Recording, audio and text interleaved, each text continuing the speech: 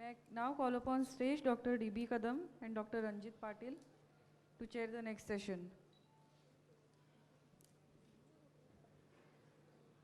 So we will be proceeding towards the next session.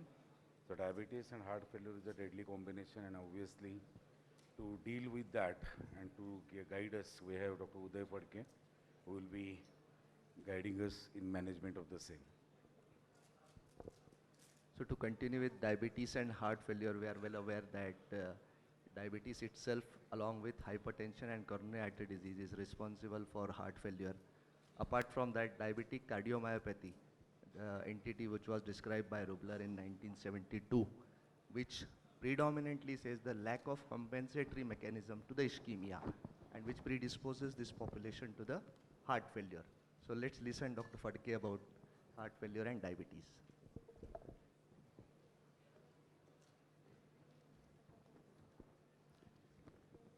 Thank you, Chairpersons.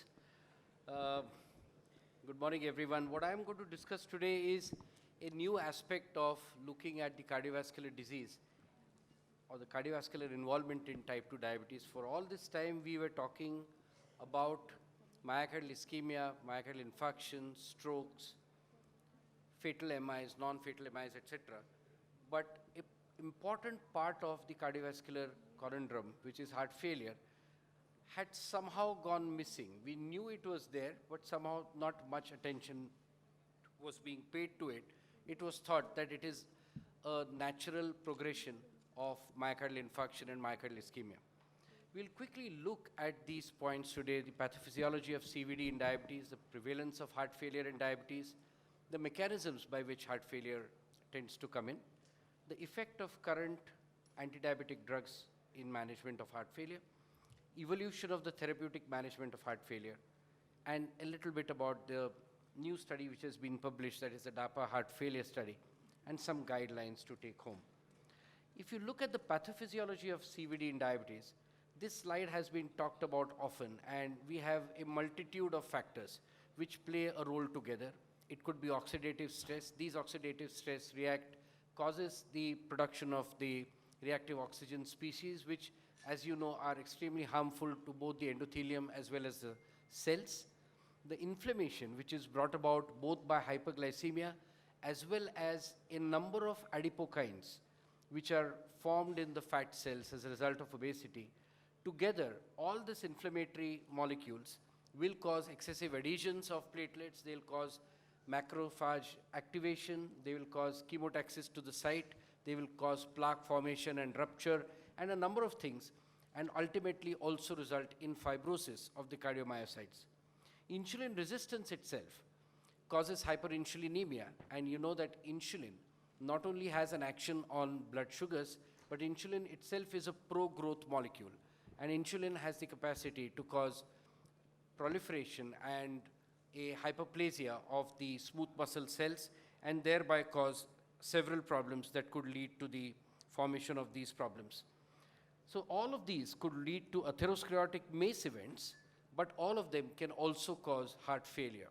And that is the whole pathophysiology behind this. Diabetes itself, at any age, if you see, the presence of diabetes increases progressively the chance of developing heart failure. And this heart failure is not only because of the myocardial ischemia, but it is because of a large number of other factors that we are going to see. And this is, in short, a breakdown of how diabetics could suffer. So 68% with type 2 diabetes who have had about 5 years of diabetes will show some degree of dysfunction of the heart. It could be diastolic dysfunction, it could be systolic dysfunction, or it could be a combination of both. It is believed now that the commonest or the earliest defect in the diabetic heart is actually diastolic dysfunction and not actually atherothrombosis. So this is something which is a new thing to ponder on. There are several mechanisms of diabetic heart failure. On one hand, we do have the vascular etiology, in which there is coronary thrombosis, there is impaired angiogenesis, there is endothelial dysfunction. And this ischemia itself causes a loss of the functional myocardium. But this is not all. And of course, there are risk factors like hypertension, obesity, renal disease, which progress into these vascular complications. There is a chronic activation of the parasympathetic and the sympathetic nervous system, and we know that when there is a constant activation of these systems, there are also certain hormones like the angiotensin II or the aldosterone, which will cause problems to the entire vasculature. It's also believed that diabetics are relatively resistant to the action of the atrial natriuretic peptides, which are actually natural protective mechanisms for protection against heart failure. But what's now also important, apart from the vascular etiology on one hand, is the myocardial glucotoxicity. And it's interesting to note that we have had discussions in which we say that hyperglycemia is not really a very, very strong factor in macrovascular complications, although it is very clearly associated with microvascular.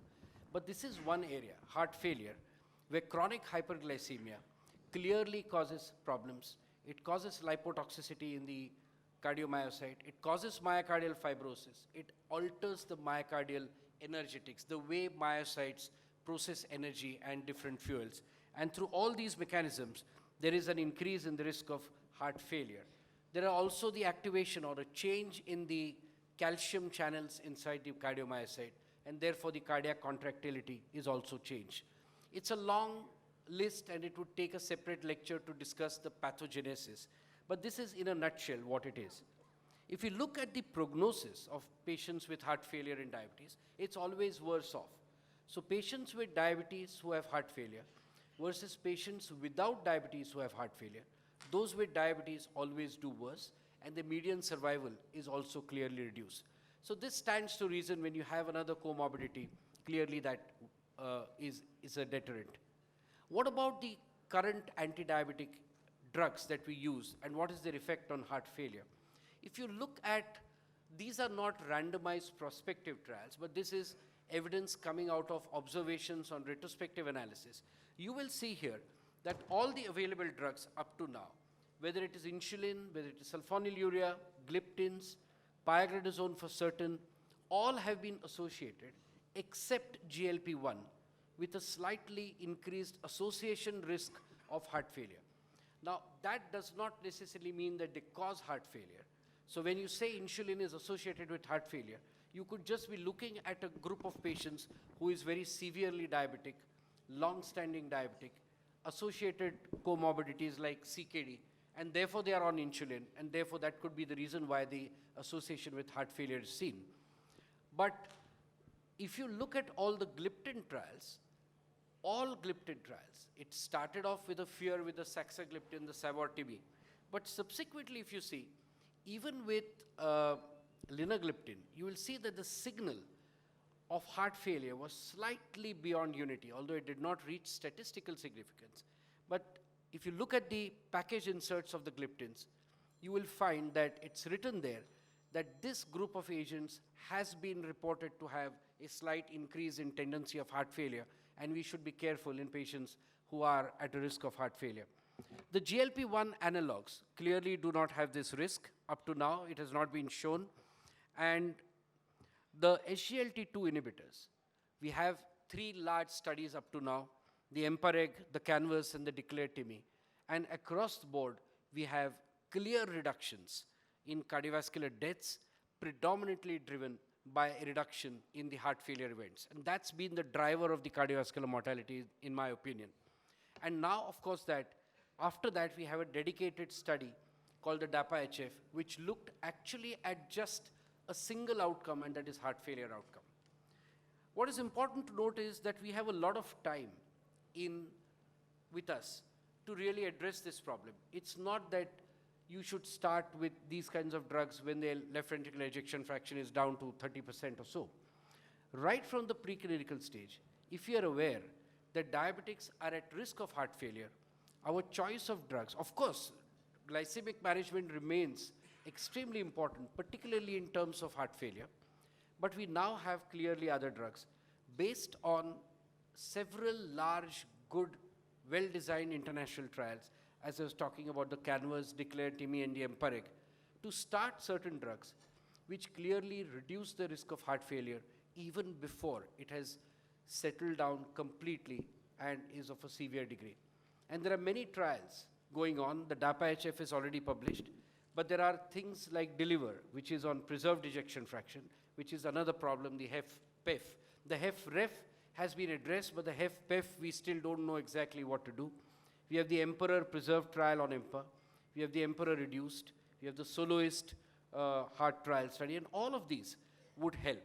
We also have the ARNIs when we have detectable cardiac involvement. So all together, we need to act, but if we have prevented some cases, clearly that would be of great benefit.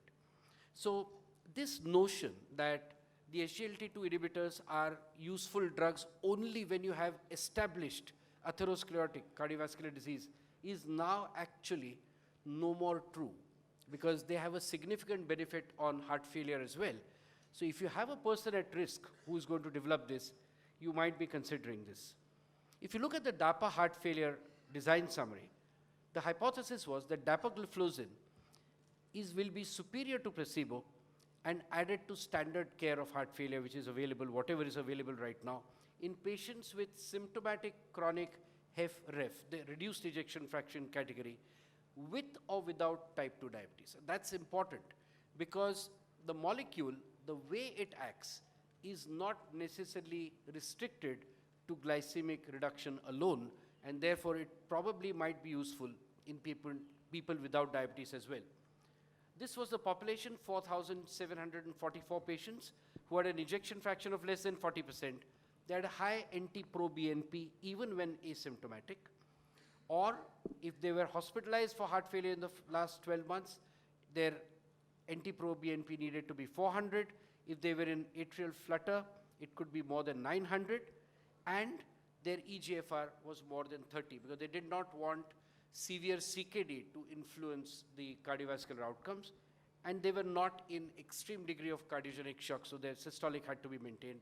And the primary endpoint was CV death or worsening of heart failure. And if you look at the summary of the overall baseline characteristics, 45% only had known or undiagnosed diabetes. So 55% actually were non-diabetics. And if you look at the evidence for the trial that came out, the other anti-hyperglycemic therapies were consistent with other trials that have gone on to registry, and there was nothing different. But these are the trials, these are the trial results, and at the end of 24 months, you see a clear reduction in the primary endpoint of cardiovascular death or hospitalization for heart failure or an urgent visit, which could be related to heart failure. There was a clear reduction. The hazard ratio was 0.74, a 26% reduction with a very significant probability of chance. And the numbers needed to treat was 21. So you needed to treat 21 patients to prevent one single event. Pretty impressive, and if you even concentrate here, you will see that the diversion has occurred practically from the second month of therapy, which is amazing. And this is what we saw even with EMPA-REG, that the diversion occurred very early on. It's not due to atherosclerotic reduction at all. This has to do with some vascular remodeling or some kind of change in the energetics at the cardiomyocyte level. If you look at the CV death component of the primary endpoint, what I discussed earlier, the 26% reduction was a composite. If you just look at the cardiovascular death, again you will see here that starting at about 6 months and then progressively diverging, you have a 18% reduction in the risk of cardiovascular death, again, which reached statistical significance. So it's not just symptomatic heart failure reduction, but an actual reduction in the cardiovascular death as well. If you look at the patient characteristics and see whether they had type 2 diabetes at baseline or not, it did not really matter, because the results were the same whether the patients were diabetic or non-diabetic, which means again that this drug is acting through non-glucose mechanisms on reduction of heart failure. As I said earlier, it could be through myocardial energetics, it could be through vascular remodeling, it could be through natriuresis, it could be through mild diuresis, it could be through reduction in blood pressure. It could be a variety of things. We still don't know the exact mechanisms. The other important thing which is which was seen, and it's important because this is the quality of life questionnaire, and this is called the Kansas City Cardiomyopathy Questionnaire. There are 23 parameters on which patients are judged, and here you see that the patients who were on the dapagliflozin arm clearly had a better quality of life than the placebo groups. The secondary endpoint was all-cause death, and again here, starting at about 6 months after randomization, there was a clear difference, and there was a relative risk reduction of 17%. Although this is a secondary endpoint, the primary endpoint itself was satisfied. So we don't need to talk too much about it. And if you look at the ARNI versus no ARNI post-hoc subgroup, so there was a group already on ARNI, there was a group without ARNI, and both of them had additional benefit. So this is something which is acting over and above sacubitril valsartan to cause some more changes in the heart failure. And if you look at the safety adverse events, there were hardly any. Amputations were not clearly increased, and broadly speaking, apart from the usual UTIs and the genital mycosis, I don't think there was any major problem. The last slide, I think I'm just summarizing. So this is the first heart failure outcome trial with an SGLT2 inhibitor investigating the treatment of heart failure in adults with HFrEF on top of standard care. So everything was done. Glycemia was managed, ARNIs were in place, and this was with or without diabetes. That's what's leading a lot of credence to. It provided a statistically significant, clinically meaningful reduction in the risk of worsening heart failure events and CV death when compared to placebo, as well as improvement in heart failure symptoms. And the safety findings were consistent with whatever we have seen in the past, the usual group of agents. And therefore, the ESC has said that whenever you have a high-risk CV patient, you need not now start metformin. You can directly start SGLT2 inhibitors or GLP-1s as monotherapy. So this is the most important change that is occurring across the world. And the SGLT2 inhibitors are now the only class of drugs with evidence of benefit in heart failure, especially in type 2 diabetes. Thank you very much. Thank you, Uday. I think we are delayed. One or two questions.